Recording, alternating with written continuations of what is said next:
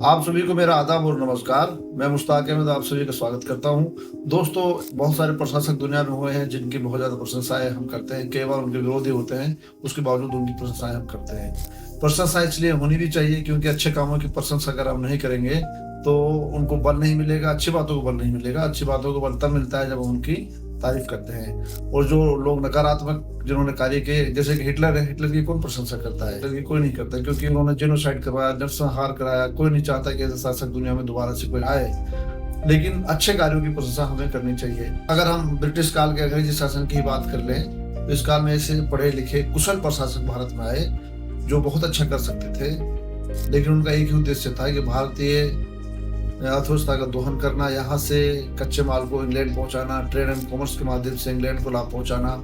तो ये जो उद्देश्य था उनका, वो लंबे समय तक भारत के शोषण करते रहे और भारतीय अर्थव्यवस्था को कमजोर करते रहे। इसकी वजह से भारत को बहुत ज्यादा नुकसान हुआ और भारत एक कमजोर देश होकर रह गया। जब भारत आजाद हुआ था तो भारतीय इकोनॉमी जर्जर हो चुकी थी। तो इस सारी प्रक्रिया में लंबे समय तक अंग्रेजों ने भारत का शोषण किया। अंग्रेजों में भी ऐसे प्रशासक थे जो 19-20 का फ्लैट लेकर चलते थे। काम अंग्रेजों वाला ही कर रहे थे, लेकिन थोड़ा सा भारतीयों के बारे में भी सोच रहे थे। जैसा कि लॉर्ड विलियम बेंटिक के बारे में आज मैं बात करूंगा। वो ऐसे प्रशासक थे जिन्होंने भारतीयों के बारे में भी सोचा और उन्होंने भारत में सुधार की प्रक्रिया को आगे बढ़ाया। क्या कार्य उनके थे, कैसे उन्होंने किया, आज हम थोड़ी सी उनके बारे में बात करेंगे। मुझे उम्मीद है कि आप लोगों ने ये नाम जरूर सुना होगा। सुना इसलिए होगा क्योंकि उन्होंने भारत में सती प्रथा को प्रतिबंधित किया। लेकिन ये उनका छोटा आकलन है। उनकी पूरी तस्वीर को मैं आपके सामने प्रेजेंट करना चाहता हूँ। मुझे देखिए आप लोग मेरे छोटे से लेक्चर को ध्यान से सुनेंगे और इस पर अपनी प्रतिक्रिया कमेंट बॉक्स में जरूर देंगे। उस समय इंग्लैंड में एक बहुत बड़ा आंदोलन चल रहा था जिसको हम कहते हैं उपयोगितावाद, यानी यूटिलिटेरियन विचारधारा जिसको हम कहते हैं। उसका उद्देश्य था कि जो राज्य होता है, जो राजा होता है, जो सरकार होती है, उसका उद्देश्य होता है कि जनता को अधिकतम लाभ पहुंचाना। इस विचारधारा से वो प्रभावित थे और वो जब भारत में आए थे और इस विचारधारा से प्रभावित होकर वो भारत में आए थे। हालांकि भारत में उनको ये कार्य नहीं करना था क्योंकि भारत में उनको लाभ जनता को नहीं पहुंचाना था। फिर भी इस विचारधारा से प्रभावित होने की वजह से वो कुछ ऐसे कार्य करना चाहते थे जिससे कि जनता का लाभ हो। इससे पहले हम इस पहलू पर चर्चा करें, आइए थोड़ी सी जानकारी उनके व्यक्तिगत जीवन के बारे में जान लेते हैं। लॉर्ड विलियम बेंटिक का जन्म इंग्लैंड के बर्मिंघम शायर जो शहर है उसमें हुआ था और वो बचपन से बहुत ज्यादा प्रतिभाशाली व्यक्ति थे। उनके पिता ग्रेट ब्रिटेन के प्रधानमंत्री थे और वो बहुत ही उच्च परिवार से बिलोंग करते थे। वह मिलिट्री में बहुत ज्यादा शौक रखते थे। 1803 ईस्वी में उन्हें मद्रास का गवर्नर बनाकर भारत में भेजा गया था और अपनी सर्विसेज वो दे रहे थे। लेकिन बंगाल में एक सैन्य विद्रोह हुआ था जिसको वो टैकल सही ढंग से नहीं कर पाए थे और उनको वापस जो है इंग्लैंड बुला लिया गया। इसके बाद उनको भारत में 1828 ईस्वी में गवर्नर जनरल बनाकर भारत में भेजा गया था। इससे पहले भारत में जो गवर्नर हुआ करता था उसको बंगाल का गवर्नर कहते थे, लेकिन वो भारत के पहले गवर्नर जनरल कहलाए। वह उदारवादी शासन के पक्ष में थे और समाज को साथ लेकर चलना चाहते थे, लेकिन इसका मतलब ये नहीं था कि वह राजनीतिक रूप से उदासीन थे। उनके समय में 1831 ईस्वी में मैसूर को शासन का आरोप लगाकर ब्रिटिश राज्य में मिला लिया गया था। यह उनका एक बहुत महत्वपूर्ण कदम था राजनीतिक तौर पर, और फिर भी प्रमुख रूप से उन्होंने हस्तक्षेप न करने की नीति पर को अपनाया। अब थोड़ी सी हम चर्चा करते हैं कि उनके ऐसे कार्य क्या थे जिनकी वजह से भारत में उनको एक उदार शासक के तौर पर जाना जाता है और कल्याणकारी कार्य करने के तौर पर उनको जाना जाता है। आपको खासतौर से सती प्रथा पर उन्होंने 1829 में बैन लगाया, लेकिन उसके साथ साथ हमें ये ध्यान रखना चाहिए कि सती प्रथा पर बैन लगाने के लिए राजा राम मोहन राय के प्रयासों को कम नहीं आंकना चाहिए। आपको पता होगा कि राजा राम मोहन राय की भाभी को जला दिया गया था और राजा राम मोहन राय और उसके दोस्तों ने इसके लिए बहुत ज्यादा भरसक प्रयास किए थे। वो लॉर्ड विलियम बेंटिक से मिले और वो लॉर्ड विलियम बेंटिक ने उनका स्वागत किया और वो इस बात से बहुत खुश हुए कि भारत में ऐसे व्यक्ति हैं जो इस तरह की प्रथाओं के खिलाफ लड़ रहे हैं। तो लॉर्ड विलियम बेंटिक ने इस प्रथा को बंद कराने के लिए 1829 में अपनी सहमति जताई और इसको एक कानून के तहत प्रतिबंधित कर दिया गया। इसको हम कह सकते हैं कि वाकई में ये उनका अच्छा कदम था। लॉर्ड विलियम बेंटिक शिक्षा के बड़े पक्षधर थे। उन्होंने अंग्रेजी शिक्षा अधिनियम पारित किया जिसके मुताबिक अंग्रेजी भाषा को शिक्षा का माध्यम बना दिया गया। इसका मतलब था कि अंग्रेजी भाषा को अधिक से अधिक प्रोत्साहन दिया जाए कि वो भारतीयों तक पहुंच सके। लॉर्ड मैकाले को इसकी जिम्मेदारी दी गई।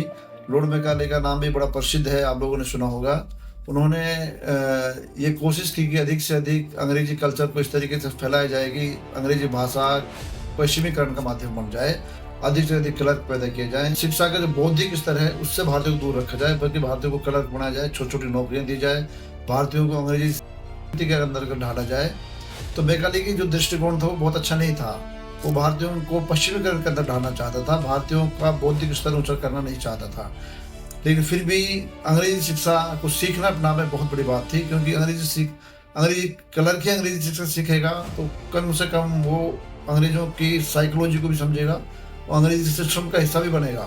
तो अंग्रेजी उस समय अंग्रेजी भाषा का सीखना ही बहुत बड़ी बात थी। और आज भी कहीं न कहीं जो है वो हमारी मानसिकता चली आ रही है मैकाले वाली।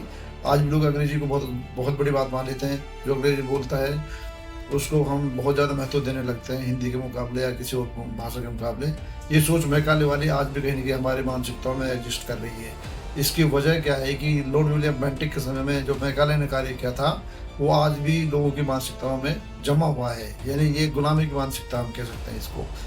लेकिन लॉर्ड विलियम बेंटिक का उद्देश्य इतना बड़ा शायद ना हो, लेकिन वो अंग्रेजी भाषा को जरूर महत्व देना चाहता था। तो लॉर्ड विलियम बेंटिक जो है वो भारतीयों को लाभ भी देना चाहता था, क्योंकि उन्होंने एक मेडिकल कॉलेज खोला, कलकत्ता मेडिकल कॉलेज, जो कि एशिया का पहला मेडिकल कॉलेज था। उस समय मेडिकल कॉलेज की स्थापना कितनी बड़ी बात थी, इससे पता चलता है कि वो एक कितना बड़ा सेंस डेवलप करना चाहता था। वो सिर्फ जो है एक औपनिवेशिक मानसिकता के तहत ही काम नहीं कर रहा था, कहीं न कहीं उसके अंदर एक भावना भी काम कर रही थी कि हमें आधुनिक शिक्षा भी दी जानी चाहिए। उसने एक टेक्निकल कॉलेज भी खोला। लॉर्ड विलियम बेंटिक इसलिए नहीं जाना चाहता था कि उसने कुछ कानून बना दिए समाज सुधार के लिए, बल्कि उसने शांति व्यवस्था स्थापित करने में, कानून व्यवस्था स्थापित करने में उसने बहुत बड़ी भूमिका निभाई। उसने जो है ठगी और डकैती को पूरी तरह समाप्त कर दिया। उसने नरबली को समाप्त कर दिया। उसने जो है विधवा विवाह के लिए भी प्रयास करने शुरू कर दिए। उसने महिलाओं की शिक्षा को भी सुधार करने की कोशिश की। इस तरीके से लॉर्ड विलियम बेंटिक जो है वो अपने समय के समाज सुधारक भी थे, बुद्धिजीवी भी थे। ये कहिए कि कल्याणकारी राज्य की अवधारणा को लेकर वो आए तो थे, लेकिन कुछ कम से कम उसका कुछ परसेंट जरूर यहाँ पर काम कर रहे थे उस अवधारणा के अंतर्गत। लॉर्ड विलियम बेंटिक के समय में एक रेजोल्यूशन के तहत घोषणा की गई कि किसी भी व्यक्ति के साथ सरकारी नौकरियों में या भर्ती में लिंग, भाषा, जाति, वंश, क्षेत्र, भाषा किसी भी आधार पर कोई भेदभाव नहीं किया जाएगा। ये एक बहुत बड़ी घोषणा थी। इससे पहले किसी भी गवर्नर जनरल ने इस तरह की घोषणा नहीं की थी, और ये लॉर्ड विलियम बेंटिक ही ऐसा कर सकते थे। और लॉर्ड विलियम बेंटिक इसलिए सबसे अलग थे। लॉर्ड विलियम बेंटिक को भारत के लोग आज बात करते हैं, क्योंकि उनकी सोच और अन्य जो गवर्नर जनरल्स थे उनसे काफी अलग थी। भारतीय सेना में एक प्रथा थी, यानी एक सजा का प्रावधान था, जिसके तहत किसी भी सैनिक ने अगर गलती की है तो उसको कोड़े देकर सजा दी जाती थी। और ये कोड़े जो है बहुत ही दर्दनाक तरीके से मारे जाते थे और सैनिक को इसमें बड़ी पीड़ा होती थी। लॉर्ड विलियम बेंटिक ने इस सजा को भी समाप्त कर दिया। तो इस सजा से बहुत सारे सैनिकों को इस पीड़ा से बचाया जा सका। जितने भी अंग्रेजी शासन के दौरान भारत में गवर्नर जनरल्स आए, वो ऐसे एकमात्र गवर्नर जनरल हैं जिन्होंने भारत के प्रति उदार नीति अपनाई, और भारत के प्रति उनका रवैया जो है बहुत ज़्यादा कठोर नहीं था, बल्कि भारत के प्रति उनका रवैया जो है काफ़ी सकारात्मक हम देख सकते हैं। धन्यवाद।